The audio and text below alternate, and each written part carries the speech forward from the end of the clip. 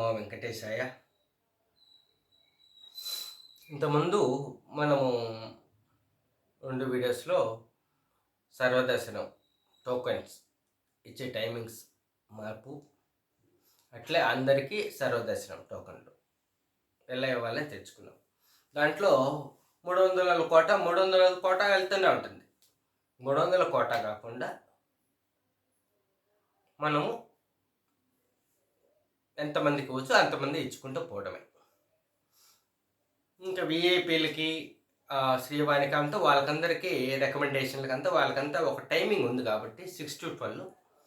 దాని గురించి ఆలోచన చేయాల్సిన పని లేదు. మిగతా టైంలో 300 రూపాయల వాళ్ళు శుభదం ఎంట్రన్స్, అవి సీనియర్ సిటిజన్స్కి ఒక టైమింగ్ ఉంటుంది. అట్లా స్వామివారికి నైవేద్యం టైమింగ్స్ ఉంటాయి, కొన్ని బ్రేకులు ఉంటాయి. ఆ టైమింగ్స్ ఏవి, ఏ రోజు ఏ టైమింగ్స్ అనేది ఒక లెక్క అనేది మనకు ఉంటుంది. ఆ లెక్క పరంగా మనము ఏ రోజు ఏ గంటకు ఎంతమందిని మనం పంపించవచ్చు, 300లో ఇంత ఉన్నారు, ఎస్ఎస్డి టోకన్లు ఇన్ని ఇవ్వచ్చు అనేది మనం అందరికీ అంటే మీకు తెలిసే ఉంటుంది. ఆ ప్రకారంగా ఇచ్చుకుంటూ పోవడమే. డైరెక్ట్ దర్శనం వితౌట్ టోకన్ దర్శనం అనేది లేకుండా చేసుకుంటే అందరూ హ్యాపీ. ఇప్పుడు ఎవరికన్నా ఉన్నదనుకోండి ఒక టోకను, వాళ్ళు అర్జెంటుగా అంటే రేపు వచ్చింది, ఈరోజు సాయంత్రము వాళ్ళకు వెళ్ళాలి, లేదు రేపు సాయంత్రం వచ్చింది, రేపు సాయంత్రమే వాళ్ళకు ట్రైన్ అనుకోండి. అలాంటప్పుడు ఏదో ఆ ట్రైన్ టికెట్స్, ఫ్లైట్ టికెట్స్ అట్లా చూపిస్తే మనం వాళ్ళని కొంచెం అర్లీగా పంపించే అవకాశం, మనం ఆ సదుపాయాన్ని కూడా మనం కల్పిస్తే వాళ్ళు సంతోషపడతారు. కొందరికి ఈరోజు వచ్చారు, రేపు కాకుండా ఎల్లుండికి వచ్చింది, రేపటికి వాళ్ళ ట్రైన్ ఉంది, లేదా ఎల్లుండికే సాయంత్రం ఉంది, వాళ్ళు ఒకవేళ రేపు చూసుకొని కాళహస్తి కాణిపాకం వెళ్ళాలి అనే ఒక ప్రోగ్రాం ఉన్నిందనుకోండి, ఒకరోజు ముందుకి అడిగారనుకోండి రిక్వెస్ట్గా, వాళ్ళకు మనము మంచి హృదయంతో వాళ్ళకు పర్మిషన్ ఇస్తే వాళ్ళు చూసుకొని పోతారు. అంటే కొంచెం ఆ ట్రైన్ టికెట్స్ అవి మనం వెరిఫికేషన్ చేసి దానికి ఒక కౌంటర్ ఏదో ఒకటి మనము అరేంజ్ చేసి దాంట్లో సిలో ఏదో ఒకటి వేసుకో పర్మిషన్, అది మళ్ళీ గందరగోళం కాకుండా చూడాలి. అలాంటి అప్పుడు అలా ఉండేటికంటే కొంచెం వాళ్ళకి ఏదో 300 రూపాయలు ఒక టికెట్కి మళ్ళీ అదనంగా మనం ఏమన్నా తీసుకొని కూడా తీసుకోవచ్చు. కండిషన్ అయితే ఏం లేదు. మనము ఎంత ఉదార స్వభావంగా, ఎంత భగవంతుడు మెచ్చే విధంగా మనము చేసుకోగలిగితే అంత భగవంతుడి హృదయంలో మనం ఉంటాం. భక్తులు ఎంత సంతోషిస్తారో, భగవంతుని యొక్క అనుగ్రహం మనకు అంత బాగా ఉంటుంది. నమ్మిన వాళ్ళకి నమ్మినంత, చేసుకున్న వాళ్ళకు చేసుకున్నంత భగవంతుడి నుంచి మనకు అంతే కదా. అట్లే ఇప్పుడు మనము రూమ్స్ గురించి తెలుసుకుందాం. ఇప్పుడు రూమ్స్ ఇచ్చేది మనకు ఆన్లైన్ ఒక పద్ధతి ఉంది. రెండవది రికమెండేషన్లు, జేఓ, ఎంబీసీ, పద్మావతి దగ్గర రకరకాలుగా మనం రూమ్స్ ఇస్తా ఉన్నాం, అవునా. ఈ సామాన్య భక్తులకి రూమ్స్ తీసుకోవడం చాలా కష్టం. పొద్దున్నే వెళ్ళి ఒకసారి చూడండి సిఆర్ఓ ఆఫీస్ దగ్గర ఎంతమంది ఎంత ఇబ్బందుల్లో పడి ఉంటారు. ఆ క్యూ లైన్లో వెళ్ళి ఆ రూమ్ టోకన్ తీసుకోవడానికి 1-2 గంటలు కూడా ఒకసారి పడుతుంది, అంటే అరగంట కూడా పడుతుంది. పొద్దున్నే వెళ్తే ఎంత లేదన్నా 1-2 గంటలు ఈజీగా పడుతుంది. ఏమంటే జనం ఎక్కువ ఉంటారు. పొద్దున్నే కొండకు వచ్చిన వాళ్ళు ఖచ్చితంగా సిఆర్ఓ ఆఫీస్కి వెళ్ళి రూమ్ తీసుకోవడానికి చూస్తారు. ఆ సిఆర్ఓ ఆఫీసు బయట, సుదర్శన్ బయట అంతా చూడండి ఎంతమంది బ్యాగులు వేసుకుని ఎట్టు వాలిపోయి ఉంటారు. ఒకసారి వెళ్తే, అంటే నేను చెప్పేది ఏంటంటే, మీరు ఒక సామాన్య భక్తుడిగా వెళ్ళండి. మీరు ఇంటిమేషన్ ఇచ్చేసి వెళ్ళారనుకోండి, అక్కడ అన్ని సర్దుబాట్లు అయిపోతాయి. అంటే అక్కడ ఎవరిది ప్రాబ్లం కాదు, ఇక్కడ అది జరుగుతూనే ఉంటుంది. అట్లా మనం చేయాలనుకున్నప్పుడు మనం వెళ్ళి మన వ్యక్తిగతంగా మనం ఒక అధికారుణ్ణి నేను అనే ఒక భావన వదిలేసి, సామాన్య భక్తుడికి నేను ఒక భగవంతుని యొక్క సేవకుడిని, నేను అతని యొక్క ఇన్‌స్ట్రుమెంట్‌ని, భగవంతుడు నాకు ఈ అవకాశం ఇచ్చారు, దీన్ని నేను సద్వినియోగపరచాలా అనే ఒక మంచి ఆలోచన. ఆ చిత్తశుద్ధి, అంతఃకరణ శుద్ధి ఇయన్నీ అంటే పెద్ద పెద్ద పదాలని మనకొద్దు. అయన్నీ వద్దు. సింపుల్‌గా మనం భగవంతుడు మెచ్చే విధంగా చేసుకొని పని. సరేనా? ఆడికెళ్ళి చూడగలిగినప్పుడు అక్కడున్న ప్రాబ్లమ్స్ ఏంటనేది మీరు గ్రహించగలరు. దానికి తగ్గట్టుగా చిన్న చిన్న మోడిఫికేషన్స్ చేసుకుంటూ మంచి మంచి ఒక్కొక్క స్టెప్పు, అంటే ఒకేసారి అంత ప్రోగ్రామ్ అంతా మనం చేయలేం. ఒక్కొక్క చోటకెళ్ళి ఒక్కొక్కటి చూసుకుంటూ దానికి తగ్గట్టు రెక్టిఫై చేసుకుంటూ ఆ విషయాలని ప్రజలకు తెలియజేస్తూ రావాలి.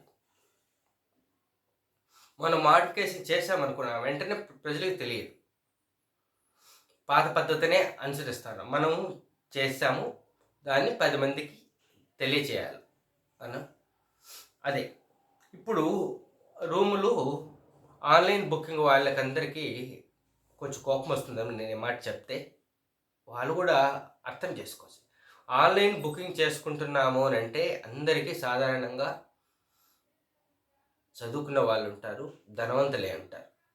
90% పైగానే ఆన్లైన్ బుకింగ్ అంటేనే. అవునా? అది డైరెక్ట్ వచ్చే వాళ్ళు ధనవంతులే ఉండరు, బీదవాళ్ళే ఉంటారని కాదు నేను చెప్పేది. ఒక మంచి ఆలోచన చేస్తాం. ఆన్లైన్ బుకింగ్ చేసిన వాళ్ళకి ఓన్లీ అకామిడేషన్ తిరుపతిలోనే ఇవ్వండి. అర్థం చేసుకోండి, నేను దీన్ని చెప్పేది రైటా రాంగ్ అనేది.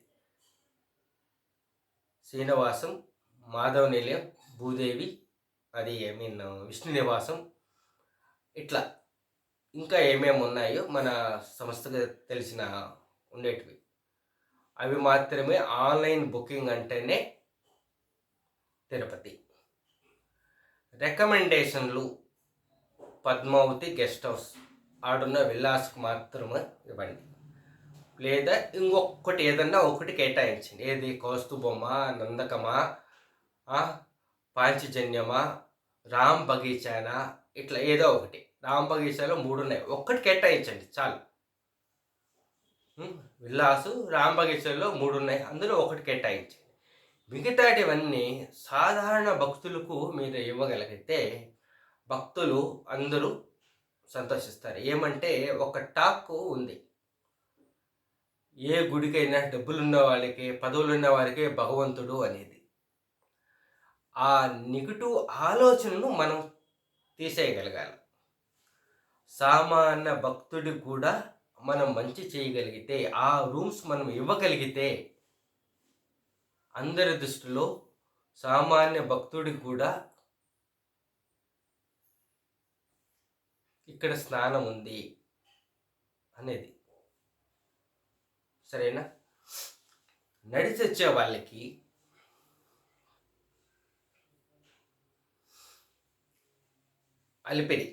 అలిపిరి మార్గంలో వచ్చానుకో, గాలిగోపం దగ్గర వాళ్ళకు ఒక టోకెన్ ఇవ్వాలి, రూమ్ టోకెన్.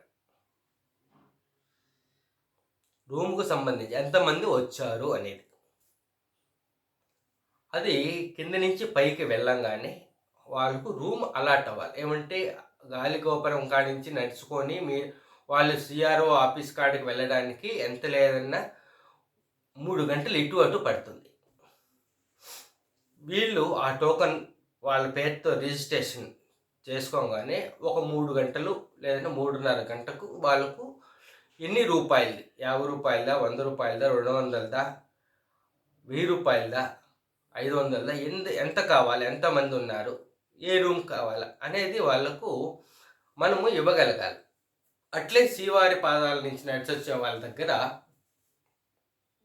ఆ మార్గంలో కూడా మధ్యలో ఒక కౌంటర్ ఉంది, అక్కడ ఒక టోకెన్ ఇవ్వాలి. వాళ్ళకు కూడా రూము అలాట్మెంట్ టోకెన్, ఎంతమంది వచ్చారు, ఎన్ని రూపాయలు కావాలా, ఈ రూపాయలదైతే బాగుంటుంది, ఇదైతే వేకెన్సీ ఉన్నాయి అని వాళ్ళకు చెప్పి వాళ్ళకు ఇవ్వాలి. ఇది అక్కడ అంటే వాళ్ళ ఎస్ఎస్డి టోకెన్ చూపించాలి, వాళ్ళ పేరుతో ఒక రూమ్ అలాట్మెంట్ ఉండాలి. ఏమంటే నడిచిపోయి సిఆర్ఓ ఆఫీసులో మళ్ళీ క్యూ లైన్లో వెయిట్ చేసి ఆ రూమ్ మెసేజ్ వచ్చేంత వరకు మళ్ళీ వెయిట్ చేసి మళ్ళీ వాళ్ళ రూమ్ లేకపోయి దేవుడు దర్శనం చేసుకొని ఎంత టైం పడుతుందో వాళ్ళకి ఒకసారి ఆలోచించాలి మనం కూడా. నేను కొంచెమే చెప్తాను, మీరు దీన్ని మీ ఆఫీస్ వాళ్ళతో డిస్కషన్ చేసి దాన్ని కొంచెం ఇంకా బాగా మీరు చేసుకోవచ్చు. నేను పైన హింట్స్ మాత్రమే ఇస్తున్నా, దయవుంచి అర్థం చేసుకొని భక్తులకు మంచి జరిగేటట్లు వాళ్ళు సుఖంగా దర్శనం చేసుకొని వెళ్ళేటట్టు చూడండి, సరేనా? డబ్బులు ఉన్న వాళ్ళు పైన రూమ్లో తిరుమలలో లేకపోయినా కూడా తిరుపతిలో అయినా వాళ్ళు స్టే చేయగలరు. మిడిల్ క్లాస్ వాళ్ళు కూడా అక్కడే అట్లే చేస్తూ ఉన్నారు తిరుపతిలో. ఎందుకు వచ్చింది రూమ్ కోసం ఇంత తలకాయ నొప్పి, మనం తిరుపతిలోనే స్టే చేసి టయానికి పైకి వెళ్ళి దర్శనం చేసుకొని వచ్చేస్తూ ఉన్నారు. డబ్బులున్న వాళ్ళు అదే చేస్తారు. కానీ డబ్బులున్న వాళ్ళైనా లేని వాళ్ళైనా భేదం నేను చెప్పడం లేదు. చాలామంది కోరుకునేది ఏంటంటే కొండ మీదనే నిద్ర చేయాలి అన్నది చాలామందికి కోరిక. దాన్ని కూడా ఇంకా ఒక 30,000 మందికి అకామిడేషన్ నేను నెక్స్ట్ వీడియోస్లో మీకు తెలియజేస్తాను. 30,000 మంది ఇటు అటు అకామిడేషన్ ఇప్పటికి రెడీగా ఉంది మన తిరుమలలో, ఒక ఆలోచనే అంతే. దానివల్ల ఇటు అటుగా 20,000 నుంచి 30,000 మందికి అకామిడేషన్ దొరుకుతుంది, ఉంది కూడా. అది కూడా చెప్తాను ఎట్లా ఏం కథ అనేది. అన్నీ మనం ఒక్కొక్కటి చిన్న అన్ని డిస్కషన్లు అన్నీ చేద్దాం. వాళ్ళకు మనం రూమ్ ఇవ్వాలి. ఫస్ట్ ప్రిఫరెన్స్ నడిచి వచ్చే వాళ్ళకి గాలిగోపురం దగ్గర ఒక టోకెన్ ఇవ్వాలి. శ్రీవారి పాదాల నుంచి వచ్చే వాళ్ళకి అక్కడ ఒక టోకెన్ ఇవ్వాలి. ఆ టోకెన్ తీసుకొని ఎక్కడ సబ్మిట్ చేయాలి? అలిపిరి నుంచి వచ్చే వాళ్ళైతే లగేజీ కౌంటర్ దగ్గరే వాళ్ళు రిసీవ్ చేసుకుంటారు కదా లగేజీ పైన, అలిపిరి నుంచి రాగానే పైకి ఆడికి రాగానే ఆడ కౌంటర్ ఉండాలి. సిఆర్ఓ ఆఫీస్ దాకా రానవసరం. ఏమంటే సిఆర్ఓ ఆఫీస్కి వచ్చారనుకోండి, సిఆర్ఓ ఆఫీస్లో ఇవ్వగానే ఒక 5 నిమిషాల్లో 10 నిమిషాల వరకు రూమ్ అలాట్మెంట్ అయింది. మళ్ళీ అది జిఎన్సీకి హెచ్విసిలో వచ్చింది అనుకోండి, మళ్ళీ వాళ్ళు ఆ లగేజ్ అంతా మోసుకొని మళ్ళీ రిటర్న్ రావాలి. అవునా కదా? ఒక్కసారి ఆలోచించండి, నేను చెప్పింది రైట్ అండ్ రాంగ్. అక్కడ రాగానే వాళ్ళు ఆ స్లిప్ ఇవ్వగానే 5-10 నిమిషాల్లో వాళ్ళకు మెసేజ్ వచ్చేటట్టు అరేంజ్ చేసుకోవాలి. మెసేజ్ రాగానే వాళ్ళు అక్కడి నుంచి జెయింట్స్ కాడనే ఫ్రీ బస్ ఉంటుంది కాబట్టి ఆడ ఎక్కేసి వాళ్ళు ఎక్కడ రూమ్ కావాలో రూమ్ ఎక్కడుందో ఎక్కడొచ్చిందో అక్కడికి వెళ్ళిపోతారు. అదే శ్రీవారి పాదాల దగ్గర నుంచి నడిచి వచ్చారనుకోండి, అక్కడ లగేజీ కౌంటర్ దగ్గరే ఇంతకుముందు రూమ్స్ ఇస్తూ ఉన్నారు. అక్కడ వాళ్ళకు ఒక రూము అదే స్లిప్ చూపించగానే వాళ్ళకు ఎక్కడ మెసేజ్ ఏం కథ అనేది, రూమ్ ఎక్కడ అలాట్ అయిందని అక్కడ తెలిసిపోతుంది. ఆ మెసేజ్ తీసుకొని ఎంబీసీ కాడనే బస్ స్టాప్ ఉంది కాబట్టి బస్సు ఎక్కేసి వాళ్ళు ఎక్కడికి వెళ్ళాలో అక్కడికి వెళ్తారు.